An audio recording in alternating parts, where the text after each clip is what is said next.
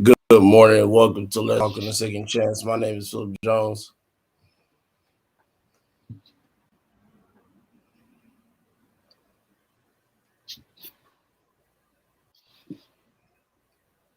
You can hear me?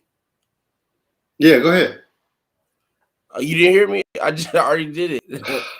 I didn't hear you. I apologize. I'm Tafaro Cook, two-time kidney transplant recipient and founder of Kidney Care Coaches, where we coach people with stage 3 to stage 5 kidney disease. If you or you know someone who has kidney disease and needs to be coached on their challenges, hit us up at kidneycarecoaches.com. So today we got an interesting read for everybody. I think we pretty much probably already kind of heard the main kind of pieces to it and everything. But we just want to kind of have a brief conversation about it because it's definitely something that should not occur in transplant with people. So today's article is uh, patient gets kidney met for someone else.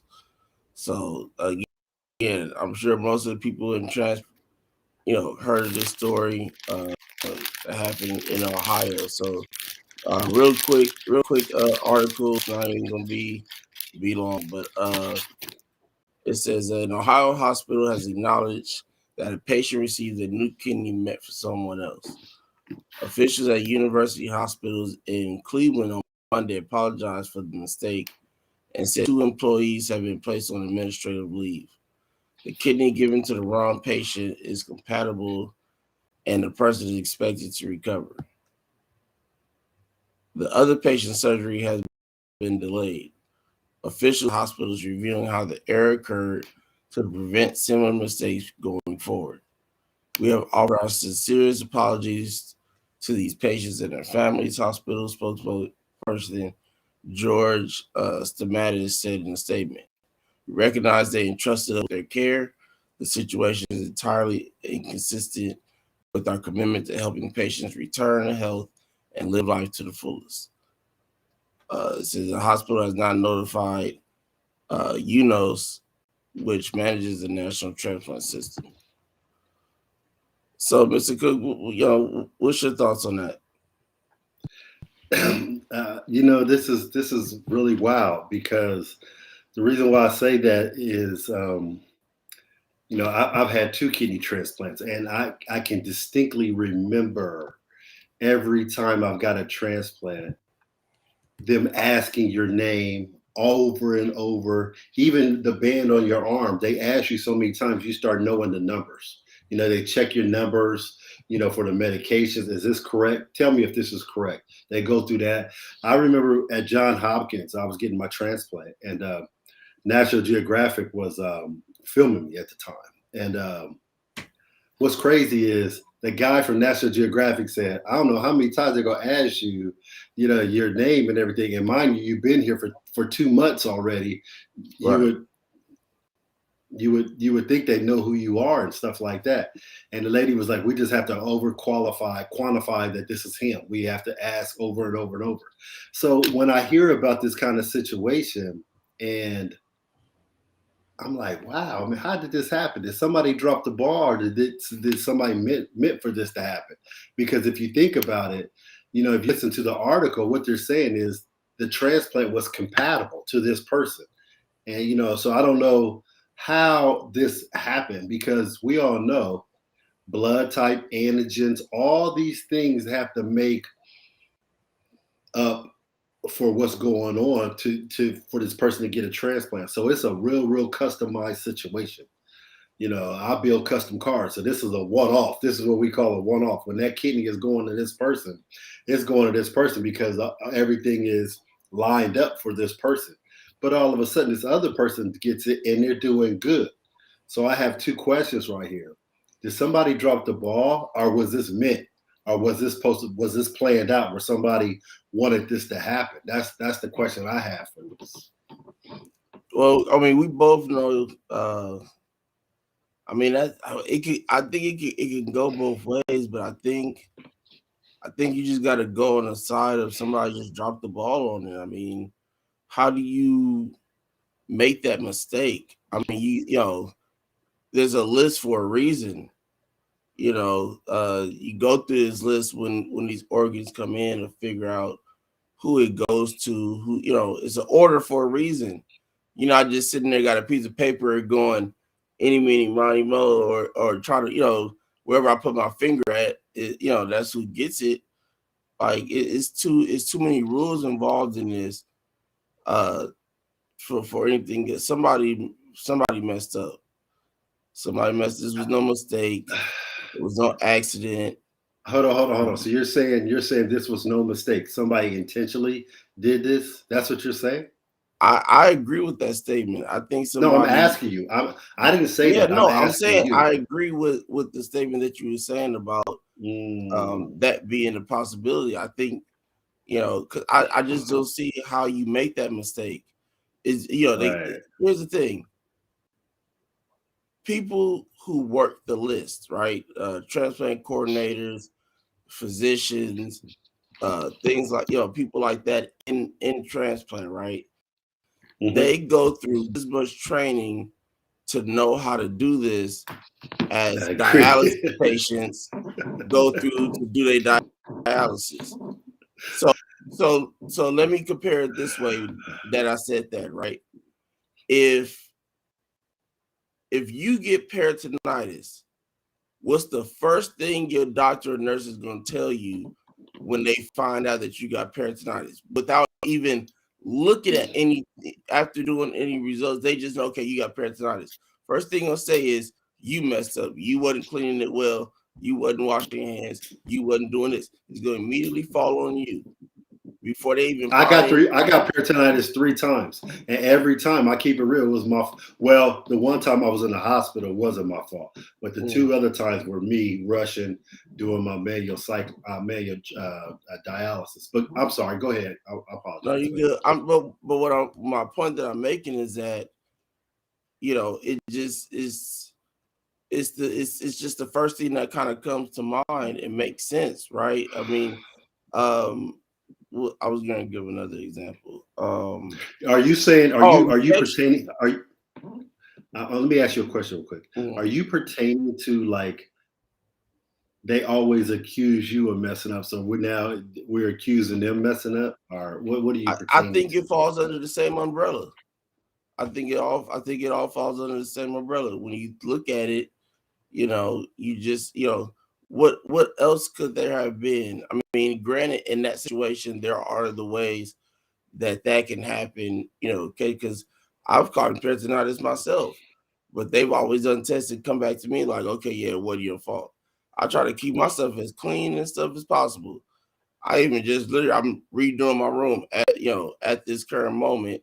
I just put this whole goddamn desk up and I'm taking stuff out and cleaning stuff up. So, but it's I for this situation, I don't see there being an alternative really. I mean, if it is, then it is, and I have no problem with apologizing with my statement or my accusation. But I mean, when you think about it, it's like how could anything else have happened? I mean, Again, I have go ahead. I have to. I don't. I have to kind of agree with you on that, and I want to say somebody just dropped the ball, but again, man, I have been in this, waiting room, waiting to get transplanted. Get there 4 o'clock in the morning, everything, and they are simply asking you so many questions about what's going on, and talking to you during this whole time. I'm talking about before they put you on the gurney, and when they got you on the gurney. What's your name? My name is Tafaro Cook. Where do you live? I live at XYZ. This. They over ask you all the time. Who is your donor? They ask you that too. They ask you, Yeah, because right. If you get a living donor, yeah, right, every situation I had a living donor. So they're like, who is your donor? Where is she from? Blah blah blah. They're asking you these questions over and over and over, and I mean, that's how they do it. So I don't know where they dropped the ball at. Like I said, there's only two explanations for this: whether they literally dropped the ball or they literally wanted this person to get this transplant and they're just taking the L because it says 2 administrators are on leave right now, where it's a possibility they could lose their jobs and everything. But Phil, let me ask you this real quick, and you tell me what you think about this. What's the chances of this transplant lining up with this person that nobody knew that all of a sudden gets this transplant? Or was it, you know what I'm saying? What's the chances of this lining up like that? Like, oh, this person is fine now. He just got this kidney, but it was the wrong person. What's the chances of that? Probably 1 out of 100. It's and that's really what's kind of making me think that it was something intentional. Because we just went over every kind of the rigorous steps you take when you go when you go in for a transplant, all the questioning, and you feel like you're in interrogation. Sometimes you be sitting there Exactly. trying to get an IV and they still asking you questions. You like, man, please leave me alone. But here's the other thing to this is that before you even get to the hospital, they have to call you. They have to call you. So that means that they have to go through every piece of information a part of that person to make sure that this is the right person to call.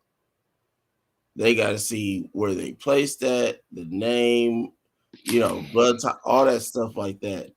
So I don't see, I don't see how that can be a mistake when you have to literally call the person. It's different if they like, something happened and you put in the computer, oh, we have this kidney is B positive and all this information, and they send like an alert, like you at Red Lobster, they get a little beeping thing when your table ready or something like that, right? And they do have those out there actually for certain transplant people who are in that position, but it's I'm I don't understand how something like this can happen, bro. It just it had to be intentional. And now again, I'm a man. If we come back to this and we see it was, they got proof it was an accident, and show XYZ happened, I don't have no problem with apologizing for my statements. But as of right now, I just think it was something intentional. My thing would have been I would have had if I was the hospital or the transport, police is on point immediately because the first thing I'm going to say is check financials. That's all I got to say. That's the only reason somebody would do something like that is that they got paid for it. Ooh, wow. And the pay you're talking about is what we call black market pay. Mm-hmm. That's that underground world. And there is an underground world of people getting organs. You know what I'm talking about? And not just in foreign countries. There's been proof that, there's an underworld where people are getting, organs in America as well on the black market, where to the point where I read a book back in the day. It was a gentleman who was like a drug dealer, but he wasn't a drug dealer. He was an organ dealer.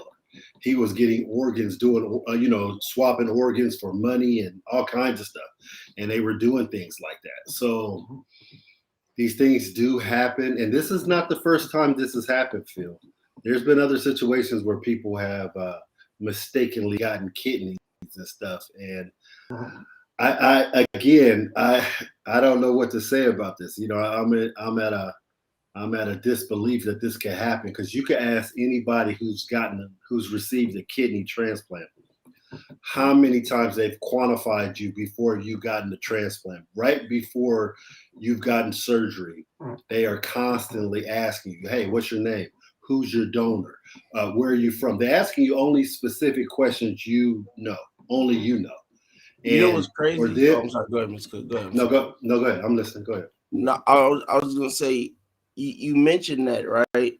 And what just popped into my head is they even ask you this before they put you to sleep. They even ask you before they put you to sleep. You're right. You laying in the OR, and they're just, all the nurses are waiting to push all this go to sleep medication, and you put the mask on, and they going through questioning. They go through the checklist. They go through your checklist. They go through their checklist, and they That's even it. ask you these questions. What's your name? Like you said, where you from? Where's your donor from? Who you getting it from? Where they from? What's your blood type? This and that. They ask you this before they even put you to sleep to cut you open. If they could That's it. ask you while you were asleep, they probably would ask you. They ask you this though, when you're have a living donor, they go, "Who is your donor? And what's your donor's name?" They ask you even those kind of questions like that. So, um, I wonder how this can happen like that because if I'm not mistaken, I'll have to ask my sister. It was a long time ago when she gave me a kidney. I don't know if she can remember, but I wonder if they asked her, because she was my donor, my first donor. So I wonder if they was like, "Who are you giving your kidney to?" All these questions. So wow,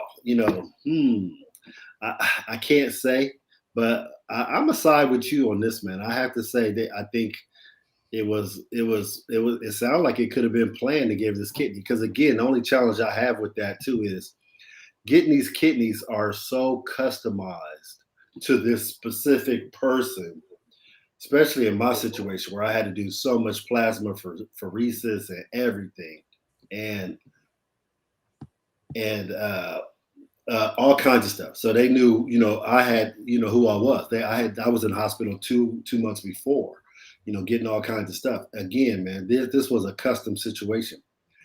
Bella puts up right here. I don't recall being asked all that. I do recall being asked that, Bella. I'm just keeping it real with you. I do specifically call because I was like, they're getting on my nerves asking who I am. When I Yeah, first they walked in, ask they me knew. too. Yeah, I mean, they knew who I was in the first place because I had been in the hospital for 2 months before, and Right, but they still asked me, and I'm sitting there like they was like it's protocol. We just have to do this. And hey, so I have to side with you on this, Phil, till we hear otherwise. I think this might have been a planned mess up because of the simple fact the person gets the kidney and the person's doing fine, they have to do again, they have to go through your blood type, the antigens, all kinds of situations, for this customized kidney to be put into any type of individual. And for it to go into the wrong person and still work great, mm, that's a red flag right there. right, exactly. And you know, Bella, you probably. I mean, we all got those ooey drugs before going in, but um, if they did, you would have remembered. So they probably didn't ask you for whichever reason, I remember because them they asking me. definitely they have to ask you before giving you the medication because of those reasons. And then and then they don't, put, they put just enough to make you feel comfortable, but for you to still be logic, being able to think and stuff like that. Because again, they ask you those same questions again when you get when they move you over to the table. They ask you what's your name, what's your birthday, where you from. Like you said, if it's a living donor, who's your donor, where they're from, blood type, things of that nature like that.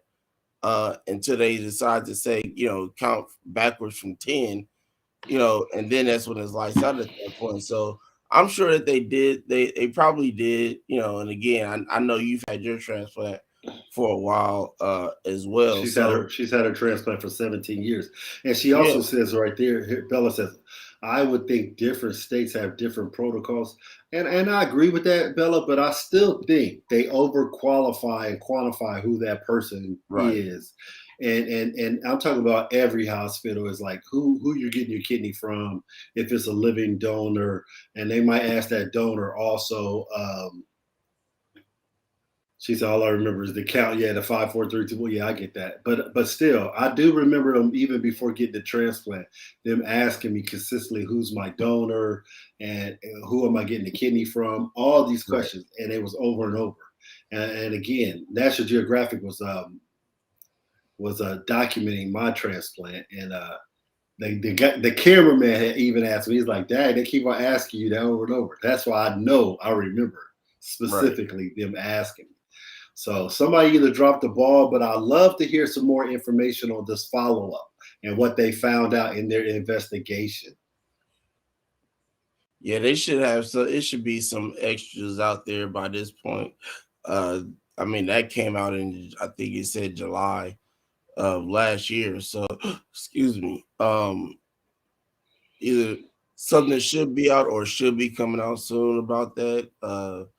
Because I know there's an investigation going on. Like they said, the two people on administrative leave, so they have to be doing excuse me, a investigation. So, but yeah, we'll definitely come back to that. Once we find out some more information on that subject, because it's definitely something that needs to be talked about. Because those are mistakes that can't happen. Uh, in trust. I mean, there should be no mistakes, period. But that's uh, wrong patient uh, mistakes should definitely not happen. So, excuse me, uh, dang hiccups. But see what these last two comments said. Let me see. We can jump off of here. It's Bill says that is strange to consistently keep asking.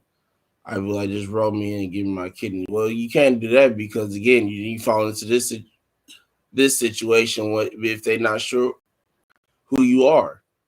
I mean, you as a patient, you just want to hurry up and get your that kidney, but uh, they have to make sure that every I is dotted, every T is crossed before going in here. So uh, let's click just jumped off. Uh, and then Dwelling says verification is key along with constant communication and documentation. If it wasn't documented, it wasn't done. True. Yeah, if I don't see it, I don't believe it. I agree with that statement 100%.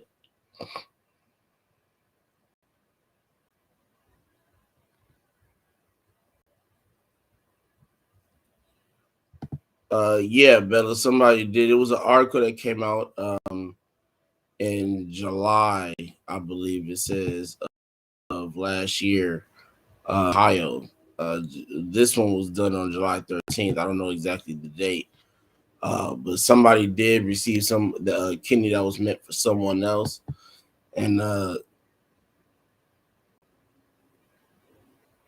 what's going on here? Um, yeah. So hold on one second here. Okay.